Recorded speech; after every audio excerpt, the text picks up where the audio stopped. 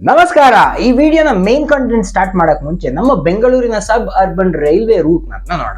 ಒಟ್ಟು 4 ಲೈನ್ ಬರುತ್ತೆ. ಮೊದಲೇದು ಸಂಪಿಗೆ ಲೈನ್ KSR ಇಂದ ಸ್ಟಾರ್ಟ್ ಆಗಿ ಯಲಹಂಕ ಮೂಲಕ ದೇವನಹಳ್ಳಿಗೆ ರೀಚ್ ಆಗುತ್ತೆ. ಮಲ್ಲಿಗೆ ಲೈನ್ ಬಯಪ್ಪನಹಳ್ಳಿಯಿಂದ ಚಿಕ್ಕಮಗಳೂರು, ಪಾರಿಜಾತ ಲೈನ್ ಕೆಂಗೇರಿಯಿಂದ ವೈಟ್ ಫೀಲ್ಡ್, ಕನಕ ಲೈನ್ ಹೀಳಲಿಗೆಯಿಂದ ರಾಜನಕುಂಟೆ. ಇದರಲ್ಲಿ ಆಪರೇಷನಲ್ ಮತ್ತೆ ಅಪ್ಕಮಿಂಗ್ ರೂಟ್ಸ್ ಕೂಡ ಇದೆ. ಇದರ ಜೊತೆ ನಮ್ಮ ಎಲ್ಲಾ ಮೆಟ್ರೋ ಲೈನ್ಗಳನ್ನ ನೋಡೋಣ ಆರೆಂಜ್ ಲೈನ್ ಜೊತೆ. ಈಗ ನಮ್ಮ ರೆಡ್ ಲೈನ್ ಸ್ಟೇಷನ್ಸ್ ನೋಡೋಣ. Hebbal veterinary college, Gangenahalli, Mekhri circle, palace Guttahalli, Cunningham road, Chalukya circle, central college, town hall, Wilson garden, NIMHANS, dairy circle, Sudhaguntepalya, saint Joseph's hospital, CPWD quarters, Jakkasandra, Agara, Ibblur, Bellandur gate, Doddakannahalli, Carmelaram, Muthanallur cross, Dommasandra circle, Sompura, Sarjapura. So red line routes ಎಲ್ಲ ಆಯ್ತಲ್ಲ. Silver line ನೋಡ್ಬಿಟ್ಟು ಮುಗಿಸ್ಬಿಡೋಣ. Hosahalli, KHB colony, Vinayaka Nagar, Sumanahalli cross, Sunkadakatte, Herohalli, Byadarahalli, forest gate, Kadabagere. ಒಂದ್ ನಿಮಿಷ, main ಇಶ್ಯೂನ start ಮಾಡಿಲ್ಲ. Main issue start ಮಾಡಕ್ ಮುಂಚೆ ಎಲ್ಲ ಇಂಟರ್ಚೇಂಜ್ ಸ್ಟೇಷನ್ಸ್ ನೋಡೋಣ. KR ಪುರಂ ಇಂದ ಸ್ಟಾರ್ಟ್ ಮಾಡೋದಾದ್ರೆ ಇದಕ್ಕೆ ಸಬ್ಬರ್ಬನ್ ರೈಲ್ವೆ ಪಾರಿಜಾತ ಲೈನ್, ಬ್ಲೂ ಲೈನ್ ಕನೆಕ್ಟ್ ಆಗುತ್ತೆ. ನೀವು KR ಪುರಂ ಇಂದ ಚಲಘಟ್ಟ, ಸಿಲ್ಕ್ ಇನ್ಸ್ಟಿಟ್ಯೂಟ್, ಕಾಳೆನಗ್ರಹಾರ, ಬೊಮ್ಮಸಂದ್ರ, ಹೀಳಲಿಗೆ, ಸರ್ಜಾಪುರ, ನಾಗವಾರ, ಕಿಯಾ ಅಂದ್ರೆ ಕೆಂಪೇಗೌಡ ಇಂಟರ್ನ್ಯಾಷನಲ್ ಏರ್ಪೋರ್ಟ್, ದೇವನಹಳ್ಳಿ, ರಾಜನಕುಂಟೆ, ಸೋಲ್ದೇವನಹಳ್ಳಿ ಇಷ್ಟೆಲ್ಲ ಯಾವುದೇ ಟ್ರಾಫಿಕ್ ಜಂಜಾಟ ಇಲ್ದರ ಕವರ್ ಮಾಡಬಹುದು. ಮೈಸೂರು ರೋಡ್ ಮೆಟ್ರೋ ಸ್ಟೇಷನ್ಗೆ orange line, purple line connect ಆಗುತ್ತೆ. KSRಗೂ ಆಗಿದೆ. ಇಂಟರ್ಚೇಂಜ್ ಮೆಟ್ರೋ ಸ್ಟೇಷನ್ಸ್ ಇದೆ. ಅದರ ಜೊತೆ ಯಶವಂತಪುರ, ಹೆಬ್ಬಾಳ, ಬಯಪ್ಪನಹಳ್ಳಿಗೆ ಸಾಕಷ್ಟು ಮೇಜರ್ ಪಾಯಿಂಟ್ಸ್ ಆಗಿದೆ ಇಂಟರ್ ಕನೆಕ್ಷನ್ ಸ್ಟೇಷನ್ಸ್ಗೆ. ಉದಾಹರಣೆಗೆ ಎಲೆಕ್ಟ್ರಾನಿಕ್ ಸಿಟಿಯಿಂದ ಕಿಯಾ ಬೈ ರೋಡ್ ಹೋದ್ರೆ ಎಷ್ಟು ತಲೆನೋವು, ಆದ್ರೆ ಬೊಮ್ಮಸಂದ್ರ ಮೆಟ್ರೋ ಸ್ಟೇಷನ್ ಹತ್ತಿದ್ರೆ ಬ್ಲೂ ಲೈನ್ ಅಲ್ಲಿ ಇಂಟರ್ಚೇಂಜ್ ಆಗಿ ಏರ್ಪೋರ್ಟ್ ಗೆ ಫಟಾಫಟ್ ಅಂತ ಹೋಗ್ಬಿಡ್ಬೋದು. MG ರೋಡ್ ಇಲ್ಲಿ ಪಿಂಕ್ ಲೈನ್ ಇಂಟರ್ ಕನೆಕ್ಟ್ ಆಗುತ್ತೆ.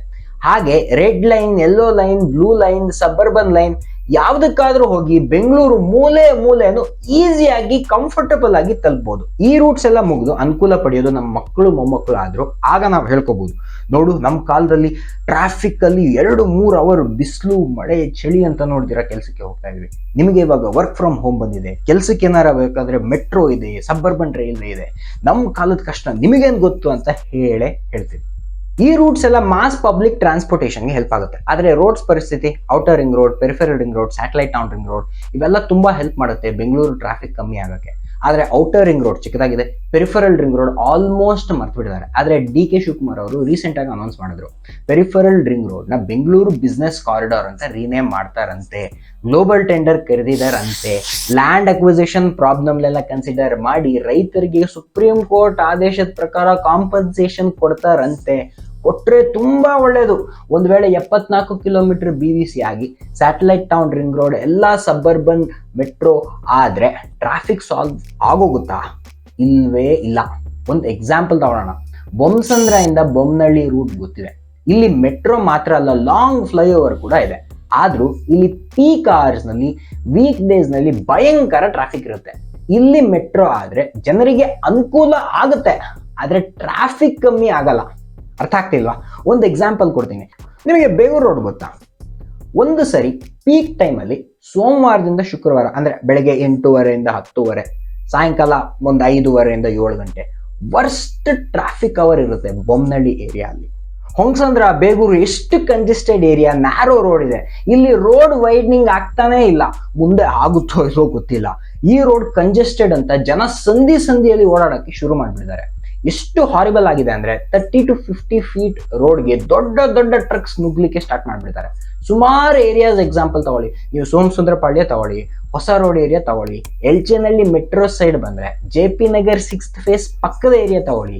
ಈ ರೀತಿ ಎಷ್ಟೋ ರೋಡ್ಸ್ ಭಯಂಕರ ನ್ಯಾರೋ ಇದೆ. ಈಗ metro, peripheral ring road, satellite town ring road ಆದ್ರೂ ಈ ಪಾಯಿಂಟ್ಗೆ ರೀಚ್ ಆಗ್ಬೇಕಲ್ಲ ಸ್ವಾಮಿ.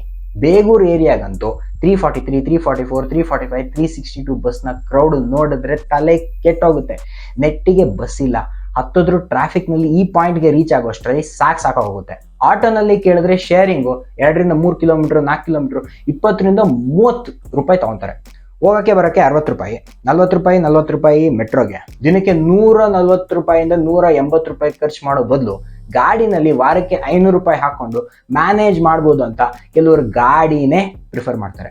ಸ್ಟೇಟ್ ಗೌರ್ಮೆಂಟ್, ಸೆಂಟ್ರಲ್ ಗೌರ್ಮೆಂಟ್ ಜೊತೆ ಮಾಡೋ ಪ್ರಾಜೆಕ್ಟ್ಸ್ ಎಲ್ಲ ತಕ್ಕ ಮಟ್ಟಿಗೆ ಮುಗಿತಿದೆ. ಸ್ಯಾಟಲೈಟ್ ಟೌನ್ ರಿಂಗ್ ರೋಡ್ ಆಗಿರ್ಬೋದು, ಮೆಟ್ರೋ ಆಗಿರ್ಬೋದು. ಲ್ಯಾಂಡ್ ಅಕ್ವಿಸಿಷನ್ ಕಷ್ಟ ಅಂತಾರೆ, ರೀಸನ್ಸ್ ಕೊಡ್ತಾರೆ. ಈಗ ಎಲ್ಲೋ ಲೈನ್ ಮಾಡಕ್ಕೆ ಈ ಏರಿಯಾಗಳಲ್ಲಿ ಲ್ಯಾಂಡ್ ಅಕ್ವಿಸಿಷನ್ ಆಗಿಲ್ವಾ, ಬಿಲ್ಡಿಂಗ್ ಡೆಮಾಲಿಷ್ ಮಾಡಿಲ್ವಾ? ಆಗುತ್ತೆ, ಮಾಡೋ ಮನ್ಸಿದ್ರೆ ಎಲ್ಲಾನು ಆಗುತ್ತೆ. ಸೊ ಓವರ್ ಆಲ್ ಹೇಳ್ಬೇಕಂದ್ರೆ ಸ್ಟೇಟ್ ಗವರ್ಮೆಂಟ್ಸ್ ಪ್ರಾಜೆಕ್ಟ್ಸ್ ಮುಂದಕ್ಕೆ ಹೋಗ್ತಾನೆ ಇಲ್ಲ, ಎಲ್ಲಾನು ಸೆಂಟ್ರಲ್ ಗವರ್ಮೆಂಟ್ ಮೇಲೆ ಡಿಪೆಂಡ್ ಆಗಿದ್ದಾರೆ. ಯಾಕೆ? ರೋಡ್ ವೈಡ್ನಿಂಗ್ ಇರ್ಬೋದು, ಕ್ವಾಲಿಟಿ ರೋಡ್ಸ್ ಇರ್ಬೋದು, ಬಸ್ ಫೆಸಿಲಿಟೀಸ್, ಅಟ್ಲೀಸ್ಟ್ ಮೆಟ್ರೋ ತನಕ ರೀಚ್ ಆಗಕ್ಕೆ ಚೀಪ್ ಮತ್ತೆ ಸ್ಟ್ರಾಂಗ್ ಪಬ್ಲಿಕ್ ಟ್ರಾನ್ಸ್ಪೋರ್ಟೇಷನ್ ಇರ್ಬೋದು.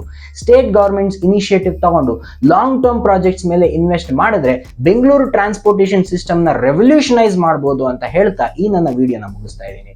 ನಿಮಗೆ ಅನ್ಸುತ್ತೆ? ನಿಮ್ಮ ಅನಿಸಿಕೆನ ಕಾಮೆಂಟ್ ಸೆಕ್ಷನ್ ಅಲ್ಲಿ ಹಾಕಿ. ಹಾಗೆ ನನ್ನ ವಿಡಿಯೋ ಇಷ್ಟ ಆಗಿದ್ರೆ ಲೈಕ್ ಮಾಡಿ, ಶೇರ್ ಮಾಡಿ, ಸಬ್ಸ್ಕ್ರೈಬ್ ಮಾಡಿ.